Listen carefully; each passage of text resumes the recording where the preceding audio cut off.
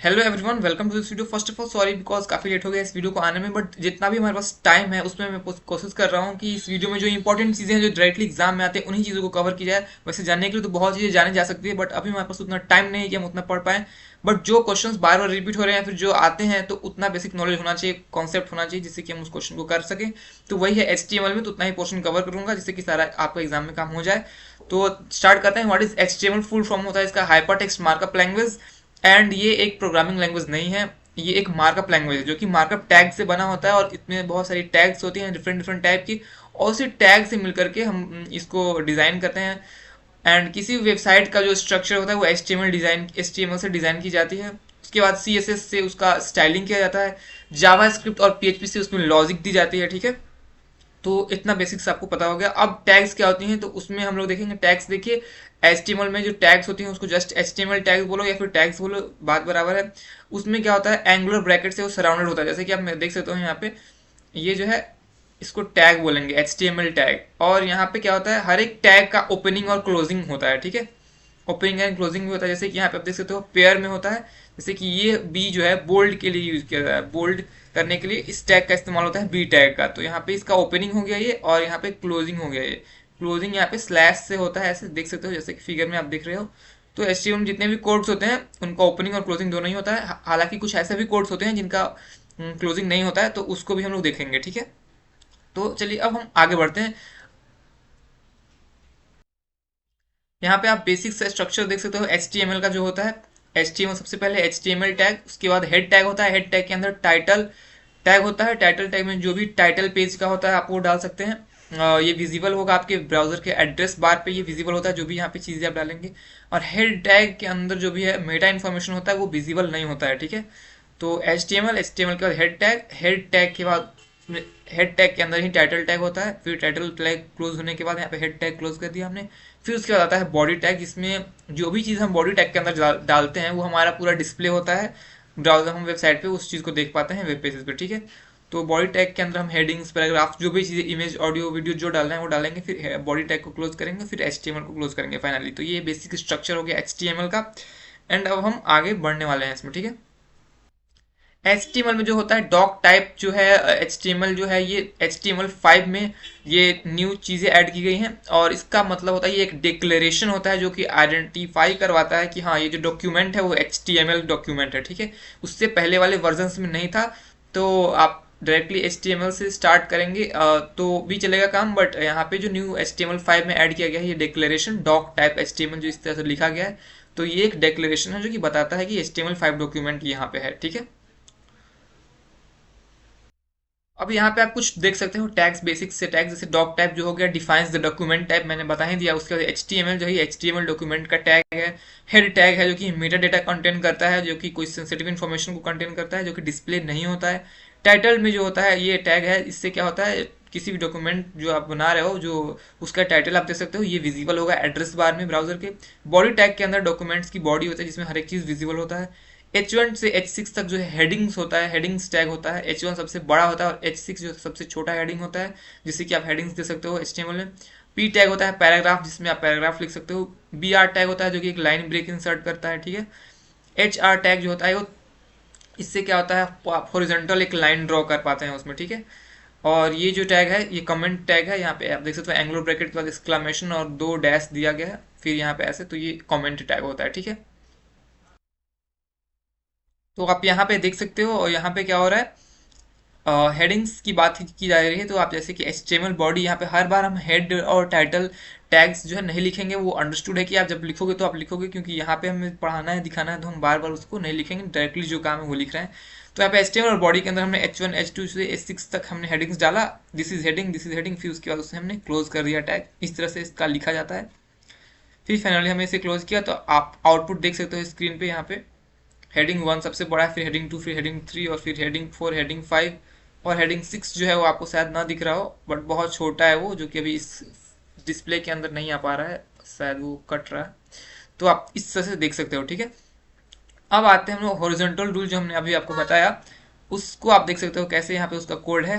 जैसे कोई भी पैराग्राफ लिख रहे हो आप, उसके बाद आप HR टैग यहाँ डाल दोगे HR।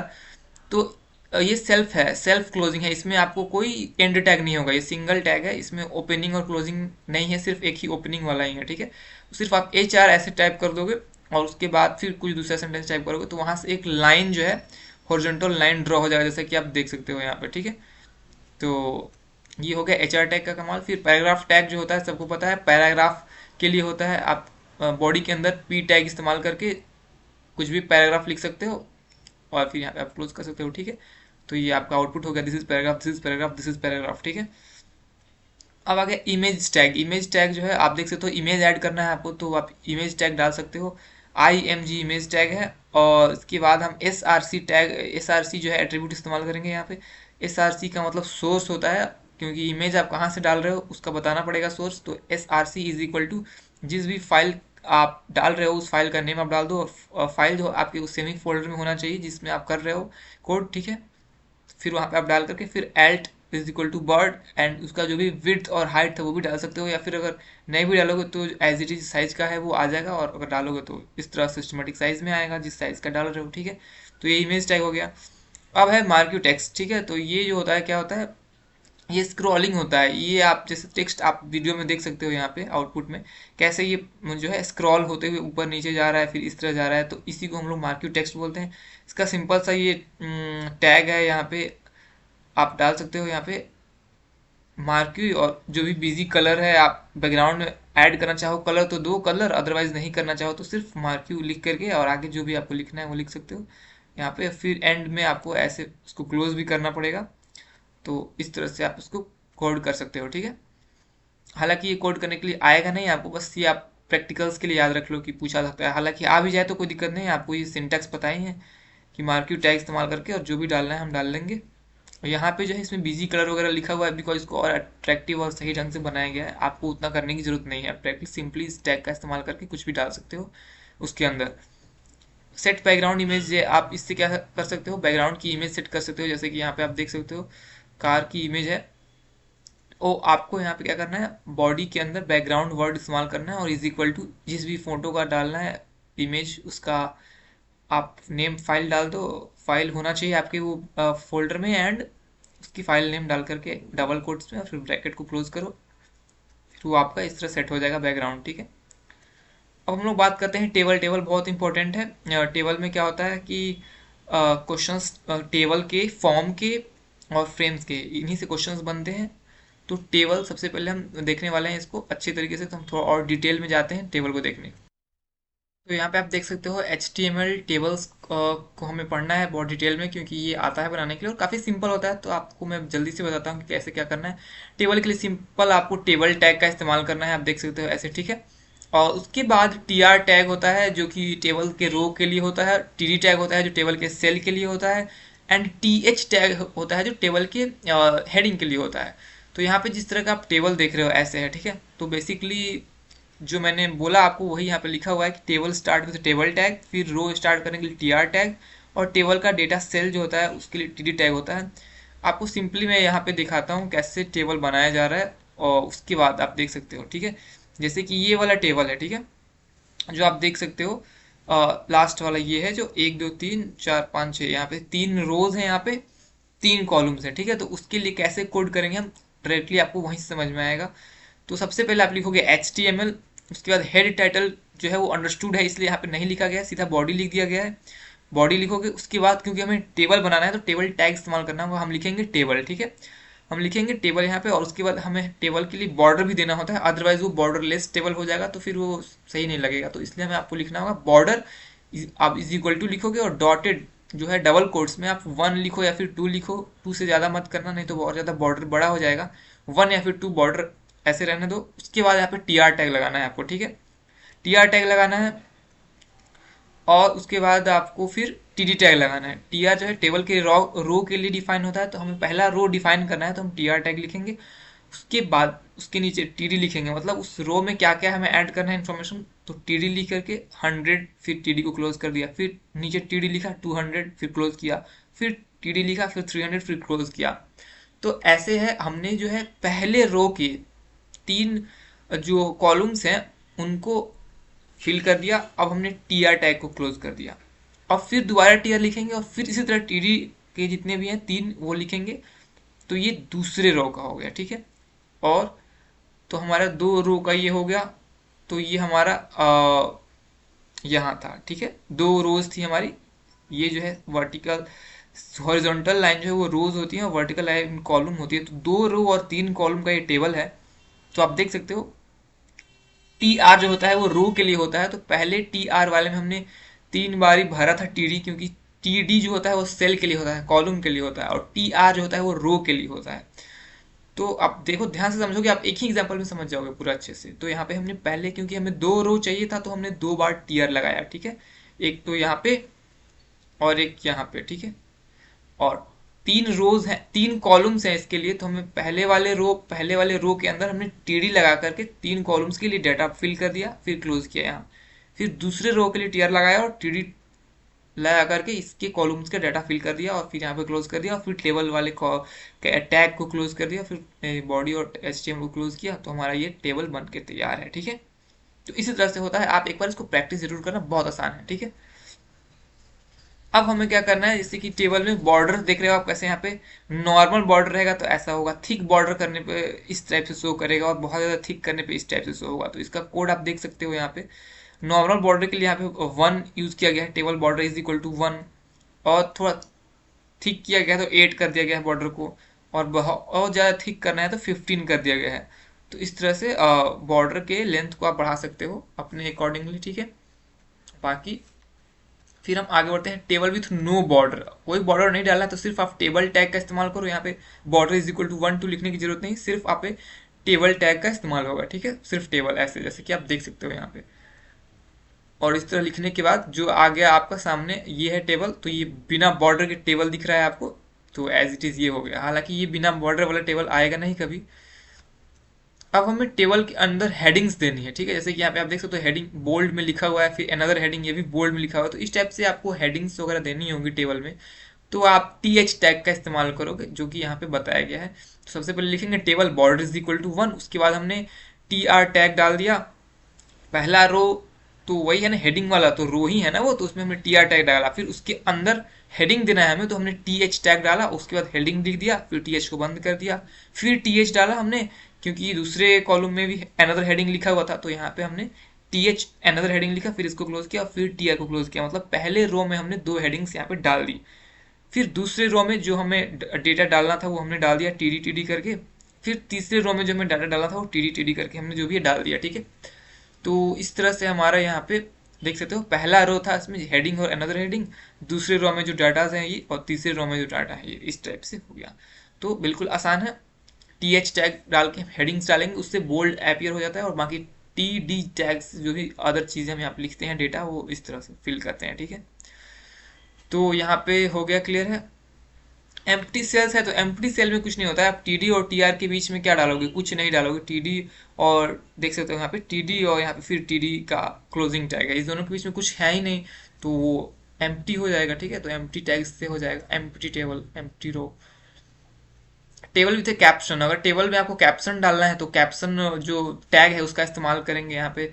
तो यहाँ पे हमने कैप्शन टैग का इस्तेमाल किया है, तो यहाँ पे लिखेंगे CAPTION, इस तरह जो कैप्शन टैग है, और फिर वहाँ पे उस कैप्शन में हमें जो डालना है वो लिखेंगे। तो यहाँ पे हमने लिखा हुआ है माई कैप्शन, और फिर कैप्शन टैग को क्लोज कर दिया है। फिर हमने TR से अपना टेबल बनाना स्टार्ट किया, और फिर जो भी बना के हमने एंड किया, तो हमारा यहाँ पे माई कैप्शन जो है टेबल के जस्ट ऊपर जो है आ रहा है। तो आपको कैप्शन टेबल यूज करके, कैप्शन टैग यूज करके आपको डालना है यहाँ पे, ठीक है।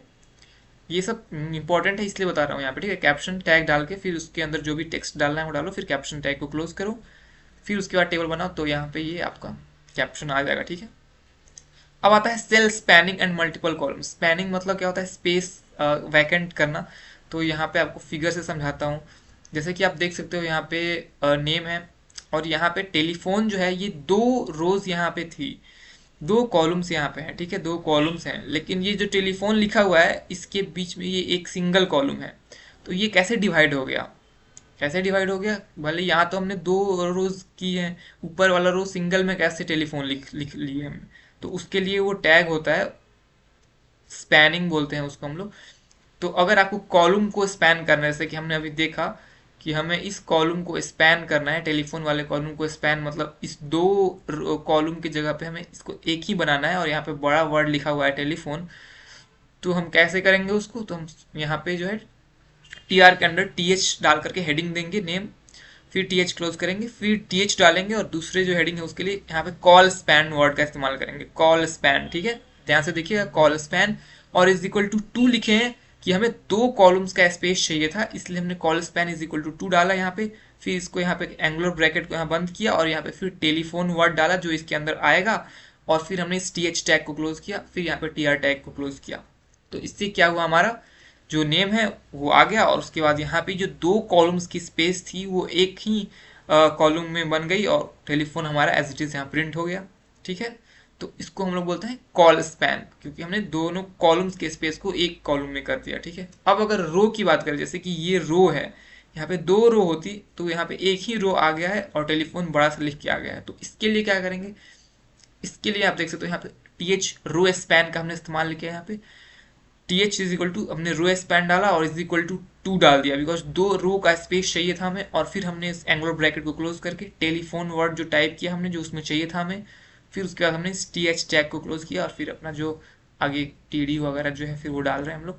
तो यहाँ पे देख सकते हो टेलीफोन जो है वो दो रोज के बदले एक ही रो में आ गया है, और काफ़ी बड़ा है और ऐसे दिख रहा है आपको। ठीक है, तो ये रो स्पैनिंग हो गया और ये कॉलम स्पैनिंग हो गया, दोनों का कीवर्ड आपको पता चल ही गया, रो स्पैन और call span.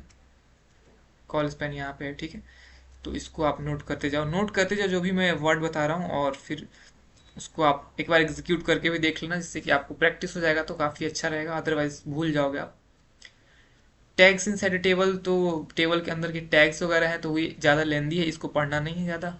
Cell padding important है। सेल पैडिंग क्या होता है, इसमें आप देख सकते हैं, आपको डायरेक्टली एग्जांपल के थ्रू समझाता हूँ। यहाँ पे देखिए, without cell padding normal table है जो ऐसे बन गया, सेल पैडिंग टैग का इस्तेमाल करेंगे हम, तो टेबल देख सकते हो बड़ा हो गया, टेबल के जो सेल्स हैं वो बड़े हो गए हैं। ठीक है, तो उसको बड़ा करने के लिए सेल पैडिंग इस्तेमाल किया जाता है, और हमें यहाँ पे लिखा जाता है, क्या लिखेंगे हम यहाँ पे लिखेंगे table border is equal to 1, और यहीं पे लिखेंगे cell padding is equal to 10।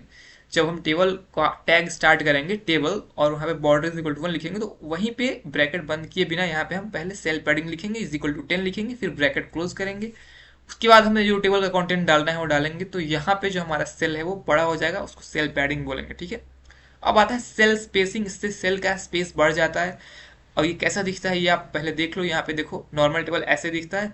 Cell spacing करने के बाद इस देख सकते हो सेल के अंदर की स्पेसेस वो अंदर से थोड़ी बड़ी हो गई हैं, तो उसके लिए भी सेम वहीं पे हम इस्तेमाल करेंगे। यहाँ पे table border is equal to 1, और यहाँ पे cell spacing is equal to 10 लिख देंगे, फिर यहाँ पे ब्रैकेट बंद करेंगे एंगुलर, और फिर जो हम अपना फर्दर जो हमें डालना है वो डालेंगे एक टैग। तो यहाँ पे हमें इस तरह से सेल स्पेसिंग होके दिख गया। ठीक है, आई होप आपको ये क्लियर होते चल रहा होगा। और टेबल बैकग्राउंड एंड कलर, अगर टेबल में आपको कलर ऐड करना है, बैकग्राउंड ऐड करना है, तो आप वहीं पे डालोगे, यहाँ पे table border is equal to 1, और वहीं पे वहाँ पे BG colour is equal to grey डाल दिया, येलो डाल दिया, पिंक डाल दिया, जो भी डालना है कलर, तो यहाँ पे BG colour is equal to डालना है, डबल कोट्स में कलर का नेम, फिर ब्रैकेट बंद करना है। ध्यान रखिए जो भी चीज़ें हो रही है यहाँ पे हो रही है, टेबल जो टैग है उसी के अंदर टेबल बॉर्डर 1 बीजी कलर। ठीक है, तो वहाँ पे करने से जो कलर है वो बैकग्राउंड में ग्रे हो गया। फोटो डालना है उसमें, तो सेम वहीं पे आपको background is equal to table border 1, background is equal to BG dot JPG, जो भी फोटोज है उसका फाइल नेम डाल करके आप यहाँ पे डाल सकते हो। ठीक है, इमेज वाला आएगा नहीं आपको, क्योंकि उतना लेंदी आता नहीं है, और इमेज तो फिर फोल्डर में डालना होगा ना, तो फिर आएगा ही नहीं वो। ठीक है, बट आपको प्रोसेस पता होना चाहिए, बिकॉज यहाँ पे आपको सिर्फ कोड लिखना है, कौन सा आपको इमेज करके दिखाना है। अगर प्रैक्टिकल में आया तो फिर करना पड़ेगा, अदरवाइज नहीं। तो यहाँ पे cell background and colours and image, cell के बैकग्राउंड को देख सकते हैं कैसे बदलना है हमें। तो जैसे कि हमें सेल के बैकग्राउंड को बदलना है, मतलब कि आप पर्टिकुलर जो सेल है, कॉलम है या फिर रो है, जो भी है, कॉलम को स्पेशली कॉलम को अंदर का कलर जो है उसको आपको चेंज करना है। तो आप क्या करेंगे, तो आप जब टी आर के अंदर टी डी लिखे थे तो वहाँ पे आप बीजी कलर डालोगे आप। ठीक है, तो आपको क्या डालना है, टी आर के अंदर जब टी डी लिखे हैं और वहाँ पे BG colour is equal to grey डालेंगे, फिर उसको बंद करेंगे ब्रैकेट को, फिर जो उसके अंदर का कंटेंट था वो कंटेंट लिख करके, और फिर यहाँ पे इस टी डी टैग को क्लोज करेंगे। ठीक है, तो यहाँ पे ऐसे डाला जाएगा, तो यहाँ पे जो है वो चेंज हो जाएगा कलर्स का। ठीक है, सेल के अंदर का कलर। अब है अलाइनिंग सेल कंटेंट, मतलब सेल के अंदर के कंटेंट को अलाइनमेंट से मतलब करना, जैसे कि आप देख सकते हो क्लॉथ्स है बिल्कुल सीधा सीधा इस टाइप लेफ्ट अलाइंड है। और ये जो है जनवरी वाला ये जो कॉलम है, इसमें जो भी डॉलर में लिखी गई है सैलरीज वो राइट अलाइंड है। फरवरी वाले इसमें भी राइट अलाइंड है, ये बीच में नहीं है, राइट की तरफ अलाइंड है। तो वैसा अलाइनमेंट अगर डालना हो तो उसके लिए जो भी आप टी आर के अंदर टी डी टैग इस्तेमाल कर रहे हो आप, या फिर टी एच टैग इस्तेमाल कर रहे हो हेडिंग के लिए, तो वहां पे आपको करना क्या है, टी एच के अंदर आपको अलाइनमेंट इज इक्वल टू अलाइंग वर्ड जो है उसको इस्तेमाल करना है आपको, इज इक्वल टू डाल करके लेफ्ट करना है तो लेफ्ट डाल दो, राइट करना है तो राइट डाल दो, फिर इस ब्रैकेट को क्लोज करके फिर जो उसमें कंटेंट डालना था उसको डालो, फिर टी एच टैग को क्लोज करो। उसी तरह टी डी के अंदर डालना है तो टी डी अलाइंग इज इक्वल टू राइट या फिर लेफ्ट जो भी है उसको डाल करके ब्रैकेट क्लोज करके फिर जो उसके अंदर का कंटेंट था वो डालो, फिर टी डी को क्लोज कर दो। तो इस तरह से आप अलाइनमेंट कर सकते हो, बहुत आसान है, हो जाएगा। तो यहाँ पे फ्रेम एट्रीब्यूट्स हैं, ये सब पढ़ना नहीं है इसलिए आप इसको छोड़ दो। तो यहाँ पे आपको टेबल का मैंने सारा डिटेल में बता दिया बहुत अच्छे से, और इसको आप प्रैक्टिस कर लोगे तो आप टेबल का एक क्वेश्चन नहीं छूटने वाला है बिल्कुल। यहाँ पे आप देख सकते हो जो टैग्स होती हैं टेबल के अंदर वो है, आप एक बार इसको स्क्रीनशॉट ले लेना, मैं कितनी बार बताऊँ इसे, ठीक है। अब हम आगे बढ़ेंगे लिस्ट्स की बात। एचटीएमएल में लिस्ट्स होते हैं, बहुत इंपॉर्टेंट है, इससे क्वेश्चन बनता है टेबल से, लिस्ट से, फ्रेम से और फॉर्म से। टेबल हो गया, अब लिस्ट देखते हैं हम लोग। लिस्ट कितने टाइप की होती है, अनऑर्डर्ड लिस्ट होता है, ऑर्डर्ड लिस्ट होता है, डेफिनेशन लिस्ट होता है और नेस्टेड लिस्ट होता है। अनऑर्डर्ड लिस्ट क्या होता है, जो कि इस तरह से आप देख रहे हो, कहीं पे भी आप देखोगे तो यहाँ पे कुछ लिखा हुआ है और यहाँ पे जो डॉटेड डॉटेड जो ब्लैक कलर में दिख रहा है, इस तरह से चीजें लिखी गई हैं, तो इसको बोलते हैं अनऑर्डर्ड लिस्ट, बिकॉज ये ऑर्डर में नहीं है, ये मतलब अनऑर्डर्ड है, बस सर्किल किया हुआ है और उसमें कलर फिल्ड है, ठीक है। तो इस टाइप से जो चीजें दिखेंगी इसको अनऑर्डर्ड लिस्ट बोलते हैं, ठीक है। और उसके लिखने का जो टैग है वो कैसे होता है वो देखो आप, ठीक है। तो अनऑर्डर्ड लिस्ट नाम ही से पता चल रहा है अनऑर्डर्ड, तो यू एल टैग इस्तेमाल होता है इसके लिए।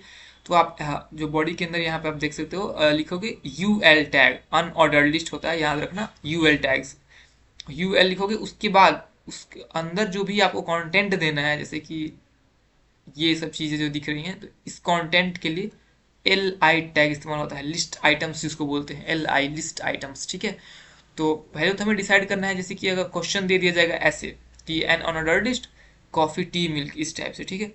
तो हमने देख लिया कि अरे ये तो अनऑर्डर्ड फॉर्म में है, ठीक है, मतलब अनऑर्डर्ड मतलब ये इसमें नंबरिंग नहीं है, सिर्फ ऐसे कोई सर्किल है या फिर कोई स्क्वायर के फॉर्म में दे देगा या फिर कुछ भी फॉर्म में दे देगा, तो आप पता चल जाएगा हाँ ये तो अनऑर्डर्ड लिस्ट है। तो आप उसमें बॉडी के अंदर लिखोगे क्या, यू एल टैग लिखोगे, फिर उसके बाद एल आई टैग डाल करके जो भी कंटेंट है इसका, कॉफी है तो एल आई के अंदर कॉफी, फिर एल आई बंद कर देंगे, फिर लिखेंगे एल आई टी, फिर एल आई मिल्क, इस तरह से जैसे लिखा हुआ है उस तरह लिखेंगे हम, फिर लास्ट में यूएल टैग को बंद कर देंगे, फिर बॉडी को बंद करो, फिर एचटीएमएल को, तो यहाँ इस तरह से प्रिंट हो जाएगा, ठीक है। अगर आप ये डिफॉल्ट बाय डिफॉल्ट ये इसी तरह आता है, इसको डिस्क बोला जाता है, जो ब्लैक कलर का सर्कल दिख रहा है इसको डिस्क बोलते हैं हम लोग। तो बाय डिफॉल्ट यूएल टैग में आप इस तरह से लिखो तो आपको आ जाएगा ये डिस्क के फॉर्म में ऐसा। लेकिन अगर आप इसको सर्किल बनाना चाहते हो जिसमें ब्लैक जो डार्क है वो नहीं हो, सिर्फ ट्रांसपेरेंट हो, तो आपको यहाँ पे यूएल के बाद लिखना होगा UL type is equal to और डॉटेड डबल कोट में सर्कल लिखना होगा, ठीक है।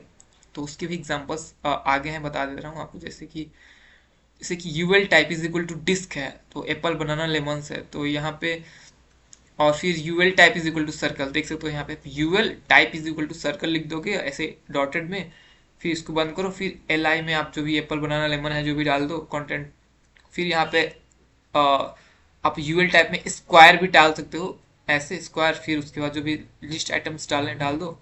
तो इस तरह से वो आपका बनेगा, ठीक है। डिस्क बुलेट जो होता है वो बाय डिफॉल्ट होता है, उसमें टाइप नहीं डालना होता है, वो ऑटोमेटिकली इस तरह से प्रिंट होता है। सर्कल अगर करना है इस तरह से तो UL type is equal to dotted में सर्कल डालना होगा, और स्क्वायर में ऐसे प्रिंट करना है ऐसे तो UL type is equal to square डालना होगा, ठीक है। अब ऑर्डर्ड लिस्ट आता है, ठीक है। ऑर्डर्ड लिस्ट में होता है नंबरिंग्स होती हैं, ठीक है, जैसे कि 1 2 3 दिख गया आपको, या फिर रोमन नंबर में 1 2 3 दिख गया, फिर आई मीन जो भी नंबरिंग हो रही हो वहां पे, तो उसको ऑर्डर्ड लिस्ट बोलते हैं। तो इसके लिए टैग होता है O L, ordered list O L, ठीक है। ओ एल डाल दोगे आप, उसके बाद जो उसके अंदर कंटेंट है, लिस्ट आइटम्स जो होती हैं वो एल आई टैग से एज इट इज, जैसे कि उसमें किया था हमने और ऑर्डर्ड वाले में, उसी तरह इसमें भी एल आई डाल करके इसको डाल दो, काम खत्म। इसमें भी आपको डिफरेंट डिफरेंट वो चीज़ें होती हैं, जैसे कि ए बी सी आ गया तो ये भी तो नंबरिंग में ही हो रहा है ना, तो या फिर स्मॉल ABC हो गया, या फिर 1 2 3 रोमन नंबर वाला हो गया, तो उस टाइप की चीज़ अगर डालनी हो तो UOL type is equal to A डाल दो तो ABC से काउंट होने लगेगा। OL type is equal to small A डालो तो स्मॉल ABC से काउंट हो जाएगा। OL type is equal to I डाल दोगे तो I रोमन नंबर में काउंट होगा, इस तरह से। तो बस यहाँ पे OL type is equal to जो यहाँ पे डालना है वो डाल करके हम कर सकते हैं, ठीक है, ऑर्डरिंग कर सकते हैं। तो ये आपका हो गया रोमन न्यूमरल वाला, देख ही लो यहाँ पे OL type is equal to I डाल दिया है, फिर LI में जो भी डालना है डाल दिया हमने। तो फिर यहाँ पे आप देख सकते हो ऐसे रोमन नंबर्स में भी हमारा ऐसे ऐसे हो सकता है। अब आता है डेफिनेशन लिस्ट, जो कि आपको डेफिनेशन होता है, इसमें 3 टैग्स होती हैं। DL जो है डेफिनेशन लिस्ट का जो मेन टैग होता है वो DL होता है। उसके अंदर जो टर्म होता है डेफिनेशन का उसको DT से करेंगे, और डेफिनेशन डिस्क्रिप्शन DD से होता है। ये आपको समझ में नहीं आ रहा होगा, अभी समझ में आएगा।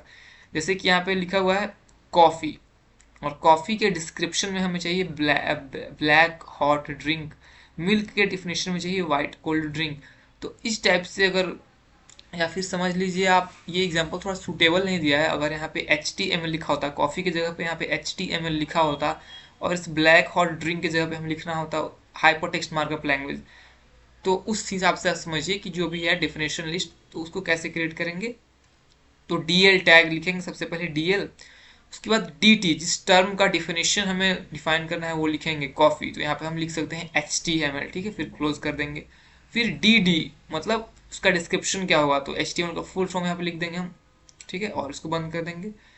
और फिर यहाँ पे इसी तरह दोबारा से हमें किसी चीज़ का लिखना है तो लिख के बंद कर देंगे, तो यहाँ पे ऐसे आ जाएगा, ठीक है। कहने का मतलब कोई भी चीज़ है, कोई भी वर्ड है, और उसके मीनिंग को दिखाना है, तो हम इस डिफिनेशन लिस्ट का टैग इस्तेमाल करेंगे DL टैग, और उसके अंदर DT जो टर्म हमें डालना है उसको लिखेंगे। फिर DD करके DD टैग इस्तेमाल करके उस डिफिनेशन की जो उस टर्म की जो डिफिनेशन है उसको लिखेंगे, और फिर उसके बाद हम यहाँ पे ऐसे देख पाएंगे उसे, ठीक है। आसान है, ये बहुत आसान है।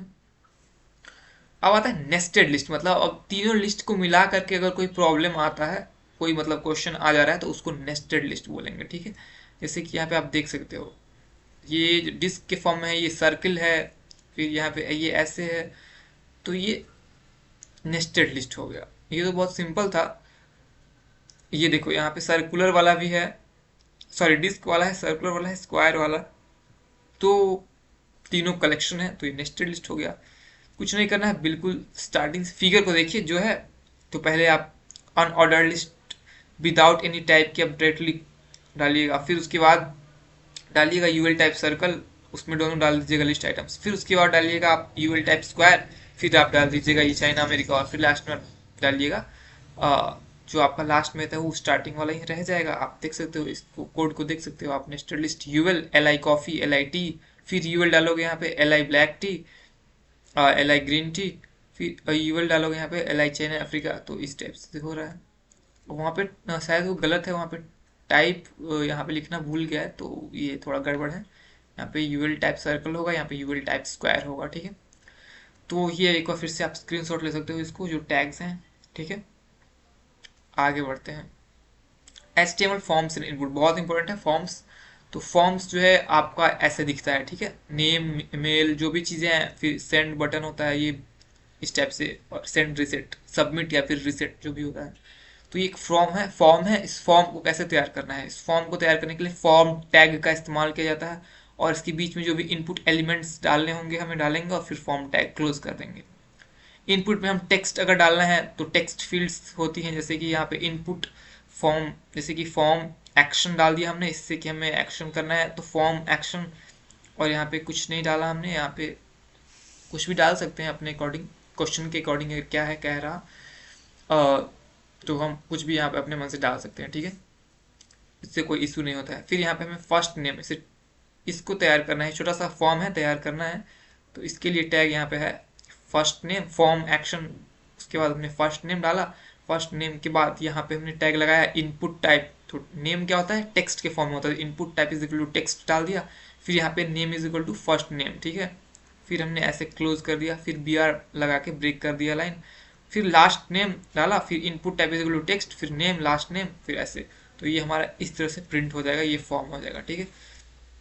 आगे बढ़ते हैं चेक बॉक्सेस। चेक बॉक्सेस का क्या काम होता है, आप देखो इस तरह का जो चेक बॉक्सेस है वो होता है, तो इसके लिए जो इनपुट टाइप है चेक बॉक्स का सिंटैक्स यहाँ पे देख सकते हो, input type check box double quote में, फिर उसके बाद नेम और उसके बाद वैल्यू। नेम में आप डालोगे जैसे कि क्वेश्चन में आई हैव यहाँ पे लिखा हुआ है आई हैव ए बाइक, तो बाइक किस कैटेगरी में आता है, व्हीकल, तो नेम आप व्हीकल डालो। वैसे नेम कुछ भी डाल सकते हो, बट आप अकॉर्डिंग टू द क्वेश्चन डालोगे तो आपको समझ में आएगा कि हम क्या बना रहे हैं। तो यहाँ पे नेम ABCD कुछ भी डालोगे तो वो प्रिंट नहीं होगा वहाँ पे, ठीक है। वैल्यू जो है वो प्रिंट होगा, तो वैल्यू में बाइक डाल दिया हमने, फिर लाइन ब्रेक कर दिया। फिर यहाँ पे आई हैव ए कार, तो इनपुट टाइप चेकबॉक्स, नेम में व्हीकल डाल दिया, वैल्यू में कार डाल दिया, तो यहाँ पे जो भी है वो प्रिंट हो रहा है, ठीक है। और उसके ऊपर यहाँ पे लिखना होगा आई हैव ए कार जो है, यहाँ पे आई हैव ए कार, यहाँ पे आई हैव एरोप्लेन है तो आई हैव एरोप्लेन लिखना होगा, उसके नीचे लिखना होगा input type checkbox name vehicle aeroplane, ठीक है। तो जिससे कि उसके सामने में चेक बॉक्स आ जाए, ठीक है। तो इस तरह से चेक बॉक्स क्रिएट करेंगे हम। रेडियो बटन्स बहुत इंपॉर्टेंट होता है। रेडियो बटन्स जो है, रेडियो बटन्स में आप क्या करोगे, देख सकते हो यहाँ पे फॉर्म एक्शन, यहाँ पे मेल, आप यहाँ पे इस मेल और फीमेल कैटेगरी के लिए हमें रेडियो बटन्स इस टाइप से होती हैं, इस पर क्लिक करोगे तो वो सिलेक्ट हो जाता है बटन। और रेडियो बटन में ये होता है कि हम सिर्फ एक ही सिलेक्ट कर सकते हैं, और चेक बॉक्सेस में हम लोग क्या होता है मल्टीपल ऑप्शंस को भी चेक कर सकते हैं। तो ये पूछा जा सकता है क्वेश्चन, तो इसको ध्यान रखना। तो रेडियो बटन में सिर्फ कोई एक ही हम सिलेक्ट कर सकते हैं, 2 3 4 5 भी डाल दो ऑप्शंस, लेकिन हम उसमें सिर्फ एक ही बटन पे क्लिक कर पाएंगे, मतलब कोई एक ही सिलेक्ट कर पाएंगे, कहने का मतलब वो है। तो उसके लिए हमें क्या होगा, जैसे कि मेल है और उसके नीचे हमें input I mean radio button लगाना है, तो हम लिखेंगे input type is equal to radio. उसके बाद ये जो चेक्ड है इसको हटा दीजिए, यहाँ पे पहले से चेक्ड है इसलिए यहाँ पे चेक लिखा गया है, आपको ये नहीं डालना होगा। आप ऐसे समझिए, यहाँ पे इसमें जो लिखा है उससे समझिए फीमेल, इसके नीचे लिखा है input type is equal to radio. उसके बाद नेम में डाल दिया, क्योंकि ये किस टाइप का है, तो क्योंकि यहाँ पे जेंडर पूछा जा रहा है तो यहाँ पे नेम में ये जो वर्ड डाल दिया गया है। और उसके बाद वैल्यू जो है क्या है, फीमेल है, ठीक है, फीमेल डाल दिया गया। इसके बाद भी यहाँ पे एक बार फीमेल लिखना पड़ेगा, ठीक है। या फिर आपने फीमेल पहले ही लिख दिया है तो बहुत ही बढ़िया, नहीं तो आप यहाँ पे लिख देना बाद में। तो इस तरह से आप इनपुट टैग कर सकते हो। ये सब क्या है फॉर्म के अंदर हो रहा है, तो ध्यान रखना। ड्रॉप डाउन लिस्ट बना सकते हैं हम फॉर्म के अंदर, जैसे कि ड्रॉप डाउन करने पर, इसको क्लिक करने पर बहुत सारी चीज़ें आ जा रही हैं, तो उसको ड्रॉप डाउन बोलते हैं। तो उसमें हो गया आपको, उसको कैसे करते हैं, तो फॉर्म एक्शन और फिर यहाँ पे सिलेक्ट टैग्स इसको करते हैं, ड्रॉप डाउन बनाते हैं हम लोग। सिलेक्ट लिखेंगे, फिर नेम में डाल दो कार्स, ठीक है। फिर उसके बाद ऑप्शंस डाल दो, यहाँ पे option value is equal to Volvo, फिर वोल्वो डाल दो।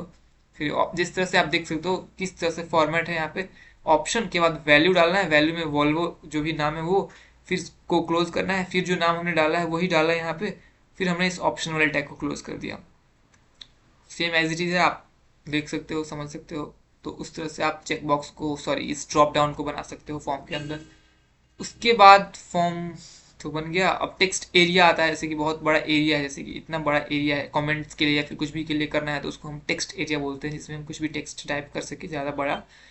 तो यहाँ पे सिंपली आपको फॉर्म के अंदर टेक्स्ट एरिया यूज़ करना है वर्ड जो टैग, और उसमें रोज़ को 10 डाल दो, मतलब कितने बड़े और साइज का चाहते हो, तो उसमें रोज़ और कॉल्स वर्ड से text area equal to rose 10 calls 30। तो रोज़ 10 मतलब ये जो लेंथ हो गया, ये क्या हो गया, कॉलम का हो गया, और ये जो लेंथ हो गया ये रो का हो गया। तो जो लेंथ जिस हिसाब से चाहिए उस हिसाब से रो और कॉलम का वैल्यू डाल देना। उसके बाद क्लोज कर देना टैग को, और फिर यहाँ पे जो चीज़ें लिखनी है, the cat was playing in the city, इसके अंदर वो लिखो। अगर इसके अंदर कुछ नहीं लिखना है इस टेक्स्ट के अंदर, तो इसको यहाँ पे स्पेस, एक स्पेस छोड़ करके, और फिर यहाँ पे इसको क्लोज कर दो इस टैग को। तो ये हो गया। फिर बटन्स में आ गया सबमिट बटन वगैरह होता है, तो उसमें भी आप डाल सकते हो सबमिट या फिर रीसेट बटन। जैसे कि इनपुट टाइप है button is equal to value hello world डाल दोगे, तो यहाँ पे इस टाइप से ये एक बटन क्रिएट हो जाएगा, ठीक है, हेलो वर्ल्ड का ऐसा। अगर आपको सबमिट बटन डालना है तो input type is equal to submit और value is equal to submit डालोगे तो सबमिट वाला बटन क्रिएट हो जाएगा, ठीक है। अब फील्ड सेट जो है बहुत इंपॉर्टेंट है। इसको देखो आप, जैसे कि यहाँ पे आप देख सकते हो ये एक लाइन जो है दिख रहा होगा आपको, हेल्थ इन्फॉर्मेशन से यहाँ पे एक लाइन बॉक्स बना हुआ है, इसके अंदर हाइट और वेट है, ठीक है। तो इसको बोलते हैं हम लोग फील्ड सेट, मतलब इस सेट के अंदर आ गया, हेल्थ इन्फॉर्मेशन के अंदर आ गया हाइट और वेट जो भी है। तो इस तरह से आपको पूरे फॉर्म जो है, फॉर्म होगा आपको उसके ऊपर लिखा होगा एप्लीकेशन फॉर्म, तो वो कहीं फील्ड सेट के अंडर दे रखा हो, तो आप कैसे क्रिएट करोगे, तो आपको उसके लिए करना है, सबसे पहले टैग यूज करना है आपको फील्ड सेट, उसके बाद लीजेंड टैग यूज करना है, और उसके बाद उसमें जो भी चीज़ें डालनी है, जो भी डालना है वो डालो, फिर लीजेंड टैग को क्लोज करो और तब फॉर्म वाला आप टैग यूज करोगे और तब इसके अंदर फॉर्म डालोगे। तब यहाँ पे आप देख सकते हो कि ये तो आपका ये जो आपका है क्रिएट हो जा रहा है यहाँ पे फील्ड सेट, और इसके अंदर हमने फॉर्म के हेल्प से हाइट और वेट का ये बनाया एक बॉक्स। ठीक है, तो ये है, ध्यान रखना बहुत इंपॉर्टेंट है। फील्ड सेट पहले लगाएंगे, फिर लीजेंड लगाएंगे, फिर लीजेंड के अंदर डालेंगे हेल्थ इन्फॉर्मेशन, जैसे कि यहाँ पे हमें हेल्थ इन्फॉर्मेशन दिख रहा है, तो हमें यहाँ डालेंगे हेल्थ इन्फॉर्मेशन। उसके बाद लीजेंड टैग को क्लोज करो, तब फॉर्म आएगा। उसके अंदर हमने जो भी फॉर्म का वेट और हाइट वाला कुछ बटन डाला है या फिर जो भी डाला है वो यहाँ पे हमने डाल दिया। ठीक है, अब आता है एक्शन एट्रीब्यूट। एक्शन एट्रीब्यूट पढ़ना नहीं है ज़्यादा हमें, ये सब भी नहीं पढ़ना है, हमने पढ़ ही लिया। चेक बॉक्सेस भी हमने पढ़ लिया, सबमिट बटन हमने पढ़ ही लिया। Input type submit, input type is equal to submit और फिर value is equal to submit, फिर क्लोज कर देंगे, ऐसे हो जाएगा।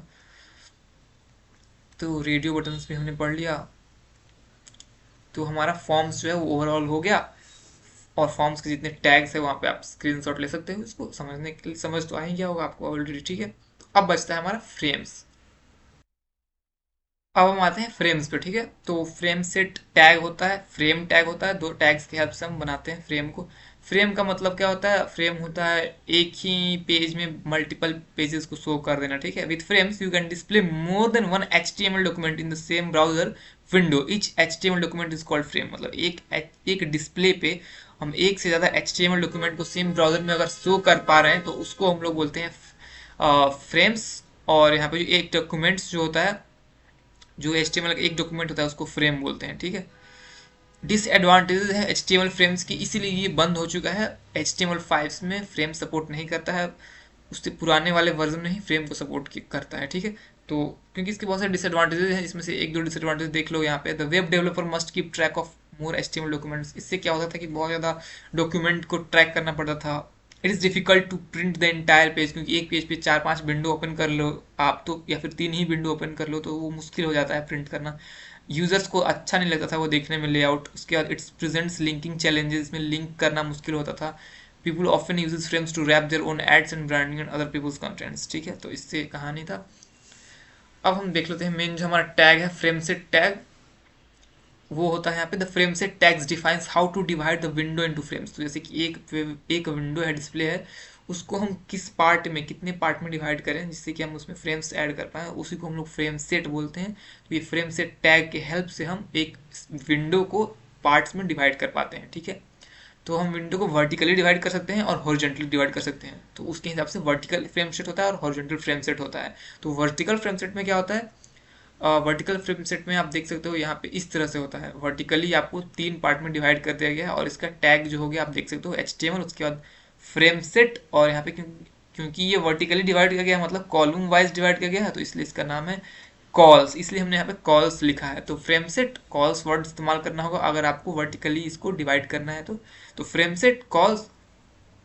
और किस परसेंटेज में डिवाइड करना है उसके हिसाब से परसेंटेज डालना होता है डबल कोट के अंदर। तो पहला हमने डाला 25%, उसके बाद 50, उसके बाद 25। तो आप देख सकते हो ये 25% है, ये 50% है, ये 25% है। टोटल टोटल क्या हो गया? 100% कंप्लीट हो गया।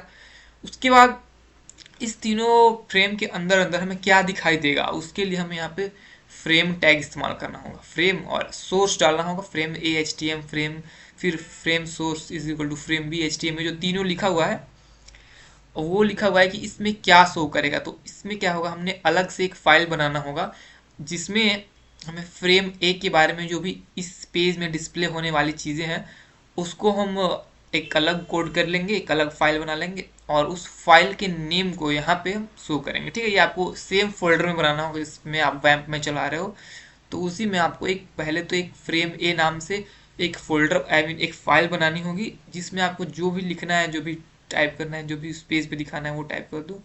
फिर फ्रेम बी नाम से जो भी एक पेज बना लो, और एक फ्रेम सी नाम से आप पेज बना लो। ठीक है, अब आपने पेज बना लिया। अब आपको फाइनली उसको फ्रेम सेट के तौर पे आपको प्रेजेंट करना है, तो तब फाइनल एक दूसरा एक पेज बनाओ और जिसमें लिखो आप फ्रेम सेट कॉल्स 25%, 50%, 25%, इस तरह आप इसको टैग्स डाल दो। उसके बाद तब यहाँ पे उन तीनों फ्रेम्स का जिनको आपको शो करना था इस सिंगल विंडो में, उनके लिए यहाँ पे फ्रेम टैग यूज करके सोर्स SRC लिख करके और उन फाइल के नेम्स डालने होंगे। तो यहाँ पे सपोज किया गया है कि उसका नेम अगर frame a.htm से सेव किया है आपने, या फिर HTML और फाइनली ये भी बता दूं कि किसी भी HTML डॉक्यूमेंट को HTM या फिर HTML एक्सटेंशन से सेव किया जाता है, ठीक है। तो आपने यहाँ पे उनका जो भी आपने बनाया था फाइल्स, उनका यहाँ पे ऐसे इस फॉर्मेट में आपने डाल दिया यहाँ पे, फिर आपने फ्रेम सेट क्लोज किया, HTML क्लोज किया, तो यहाँ पे जो भी है वो शो हो जाएगा, ठीक है। तो बस ये कहानी है। हॉरिजॉन्टल है तो हॉरिजॉन्टल में आपको रोज डालना होगा, फ्रेम सेट रोज, रोज वर्ड का इस्तेमाल करना होगा, ROWS रोज, और फिर यहाँ पे आपने जो भी परसेंटेज में डिवाइड करना है कर दो, और फिर जो आपने फाइल बनाई थी तीनों, उस फाइल को frame SRC is equal to ऐसे करके नेमिंग कर दो, जो भी नेम है उस फाइल का वो यहाँ पे डाल दो, फ्रेम SRC टैग याद रखना होगा, और फिर जो नेम है फाइल का वो डाल दो, फिर बंद कर दो, तो उसमें ऐसे आपका शो हो जाएगा, ठीक है। तो क्लियर है, समझ गया होगा आप लोग। इसको आपको प्रैक्टिस करना होगा फ्रेम्स को, तभी समझ में आएगा। पहले जो भी फाइल्स है, जैसे कि अगर क्वेश्चन एग्जाम में आता है इस टाइप से 2 फ्रेम का, और यहाँ पे कुछ लिखा हुआ आ रहा है, यहाँ पे कुछ लिखा हुआ आ रहा है, तो पहले आप एक फ्रेम को एक पेज के तौर पे आप बनाओगे, ठीक है। उसके लिए कोड लिखोगे, उसका फाइल का नेम दोगे, फिर इसमें अगर कुछ लिखा हुआ आ रहा है तो फिर इसका बनाओगे, इसका फाइल का नाम दोगे। तब इसको ऐसे प्रेजेंट करने के लिए एक पेज पे दोनों ऐसे प्रेजेंट करने के लिए आप यहाँ पे टैग्स का इस्तेमाल करोगे, फ्रेम सेट, कॉल्स, और जो डिवाइड हो रहा है जिस हिसाब से आप देख सकते हो कि किस हिसाब से डिवाइडेड है, उस हिसाब से यहाँ पे आप सिलेक्ट कर लो परसेंटेज। उसके बाद आपने जो पहली फाइल बनाई थी वो फ्रेम SRC लिख करके, और उस फाइल का नेम डबल कोट में डाल के टैग बंद कर दो। फिर दूसरी फाइल जो है आपने बनाई थी उसको frame SRC is equal to लिख के उस फाइल का नाम यहाँ पे डाल दो, ब्रैकेट बंद कर दो, फ्रेम सेट बंद कर दो, HTML बंद कर दो, तो इस टाइप से आपका प्रिंट हो जाएगा, ठीक है। आसान है, बहुत आसान है, एक बार आप ट्राई करना, ठीक है। क्योंकि although there are less common these days, it is good idea to add of no frames, क्योंकि बहुत ही कम ही ब्राउजर जो है सपोर्ट करती हैं फ्रेम्स, तो आपको यहाँ लिख के डालना पड़ेगा, एक टैग डालना होगा जिससे कि पता चल जाए कि अगर उसमें वो शो नहीं कर रहा है तो भाई इसका मतलब ये है कि आपका ब्राउजर वो सपोर्ट नहीं कर रहा है। तो उसके लिए आपको नो फ्रेम्स टैग डालना होगा, उसके बाद बॉडी टैग डाल करके your browser does not handle frames डालना होगा, फिर बॉडी टैग को क्लोज करना होगा, फिर नो फ्रेम्स को क्लोज करना होगा। तो इसको आप रट लो, ये आपको डालना पड़ सकता है, ठीक है। जिससे कि अगर वो ब्राउजर नहीं सपोर्ट कर रहा होगा तो प्रिंट आउट होके आ जाएगा उस पेज पर कि हाँ भाई ये सपोर्ट नहीं कर रहा है। मिक्स्ड फ्रेम सेट क्या है, वही वर्टिकल और हॉरिजॉन्टल, अगर मिक्स क्वेश्चन आ गया तो उसको मिक्स्ड बोलते हैं। जैसे कि यहाँ पे ये हॉरिजॉन्टल है, ये वर्टिकल है दोनों, तो इसमें कैसे बनाओगे आप, तो इसमें ऐसे बनाओगे, पहले लिखोगे, क्योंकि पहला तो वर्टिकल है तो आप पहला तो ये हॉरिजॉन्टल है तो उसके लिए पहला लिखेंगे फ्रेम सेट रोज 50-50 लिख देंगे, ठीक है। क्योंकि पहला ये 50 था और ये भी 50 है, अब इस 50 में 2 डिवाइड हुआ है, तो इस 50 में 2 डिवाइड हुआ है, तो फिर नीचे हमने फ्रेम सेट कॉल्स लिखा, उसमें 25 और 75 लिखा, ठीक है। क्योंकि ये 25 ही लग रहा है और ये 75 लग रहा है, ठीक है। तो उस हिसाब से डिवाइड किया, फिर हमने उस दोनों का सोर्स डाल दिया, जो इसके सोर्स हैं इसमें जो भी डालने हैं, और फ्रेम ए जो था उसमें फ्रेम ए SRC जो उसमें डाल दिया उसका जो था, ठीक है। तो क्लियर है, आई होप क्लियर होगा। अगर कोई भी डाउट हो तो कमेंट कर देना आप, मैं कोशिश करूंगा रिप्लाई करने का। ये जो है नेविगेशन फ्रेम इस टाइप से बनता है, जिसमें अगर यहाँ पे कुछ चीज़ें हैं जिसको नेविगेट करके आप यहाँ पे खोल सकते हो, ठीक है। तो उसके लिए भी यहाँ पे फ्रेम सेट कॉल्स इस्तेमाल करो, क्योंकि वर्टिकल यहाँ पे डिवाइडेड है इसलिए। और यहाँ पे 120 मतलब, और इसको साइज में डिवाइड किया गया है 120, और स्टार कॉमा करके यहाँ पे स्टार जो है इसको यूज़ करेंगे हम, क्योंकि यहाँ पे इन दोनों को इस टाइप से करना है इसलिए।